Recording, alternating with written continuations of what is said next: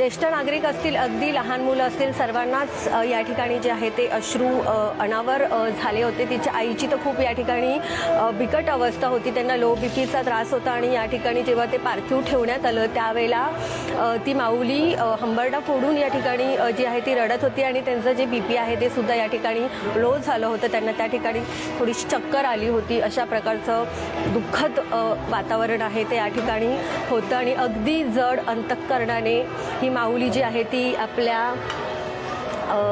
लेकीला निरोप देण्यासाठी या ठिकाणी उभी आहे.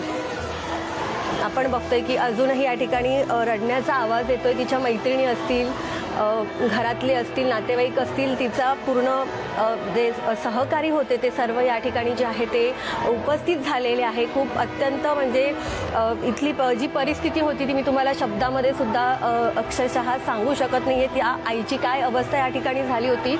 आपण हे दृश्य बघतायत की मोठ्या जड अंतःकरणाने ती माऊली तिथपर्यंत जी आहे ती जाऊन पोचलेली आहे.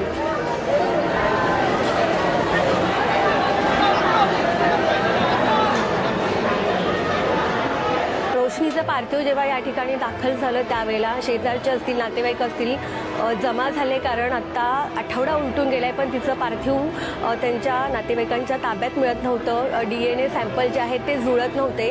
इतर जे क्रू मेंबर्स होते त्यांचे पार्थिव जे आहेत त्या पार्थिवावर या अगोदरच अंत्यसंस्कार झाले होते. मात्र आठवड्यानंतर रोशनीचं जे पार्थिव आहे ते तिच्या डोंबिवलीतल्या राहत्या घरी आज सकाळी साधारण 8:45-9च्या सुमारास जे आहे दाखल झालं. आणि या ठिकाणी जर आपण बघितलं तर ही घटना जेव्हा खरं तर घडली त्यावेळेला तिच्या आईलासुद्धा कल्पना नव्हती. कारण त्यांना थोडासा लो बीपीचा त्रास आहे.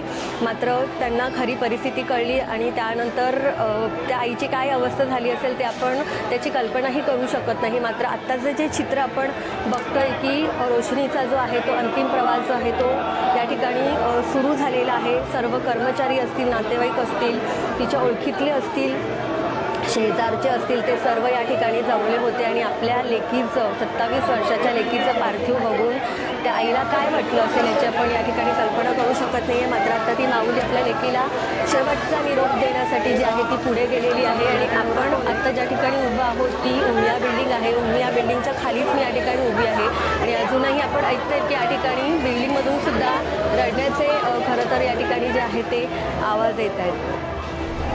आपण बघतो की रोशनीला घेऊन जाणारा रथ जो आहे तो आता पुढे गेलेला आहे आणि दत्तनगर येथील स्मशानभूमीमध्ये अखेरचा निरोप जो आहे तो रोशनीला या ठिकाणी दिला जाणार आहे. स्काय लव्ज हर इंस्टाग्रामवर तिने असं लिहिलं होतं. ती सोशल मीडियाची इन्फ्लुएन्सरसुद्धा होती. व्हिडिओज टाकायची, तिला आवडायचं सोशल मीडियावर आपली अपडेट्स शेअर करायला. आणि स्काय लव्ज हर, आकाशाचं तिच्यावर प्रेम आहे असं तिने आपल्या इंस्टाग्राम अकाउंटवर लिहिलेलं आहे. मात्र याच आकाशामध्ये उंच भरारी घेत असताना नियतीच्या मनात काहीतरी वेगळं होतं आणि तिची जी स्वप्न आहे ती अशा पद्धतीने जमिनीवर विखुरतील याची कोणीही कल्पना या ठिकाणी केली नव्हती. अहमदाबाद विमान दुर्घटनेमधला जो आक्रोश आहे तो नातेवाईकांचा तो या ठिकाणी बघवला जात नाही आहे. अनेक सोशल मीडियाच्या माध्यमातून सुद्धा वेगवेगळ्या प्रतिक्रिया या ठिकाणी येताना दिसत आहेत. त्यासोबतच क्रू मेंबरमध्ये दीपक पाठक याचा सुद्धा समावेश होता. दीपक हा बदलापूरचा रहिवासी आहे. मात्र दीपकचं सुद्धा पार्थिव मिळण्यास काहीशा अडचणी येत आहेत अशी माहिती त्याच्या जवळचे मित्रमैत्रिणी असतील त्यांच्याकडून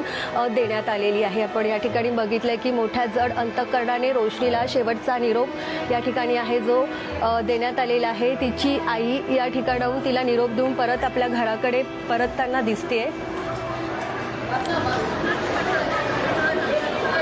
आपण बघतोय की या माऊलीची या ठिकाणी काय अवस्था झाली आहे. खूप कठीण प्रसंग आहे हा, खूप म्हणजे खूप कठीण प्रसंग.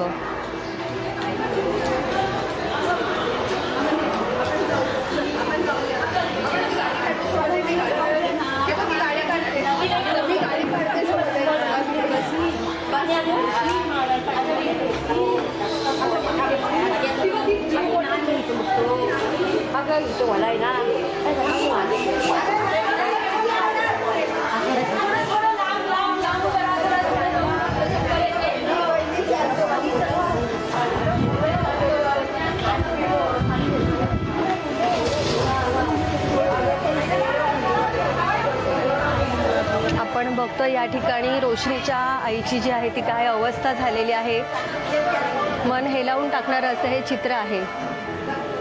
रोशनीचे नातेवाईक सुद्धा या ठिकाणी जे आहे ते भावनाविवश झालेले आहेत. रोशनीला अंतिम निरोप देऊन तिची आई पुन्हा आपल्या घराकडे परतत असताना त्यांना पुन्हा या ठिकाणी जी आहे ती चक्कर आली आहे.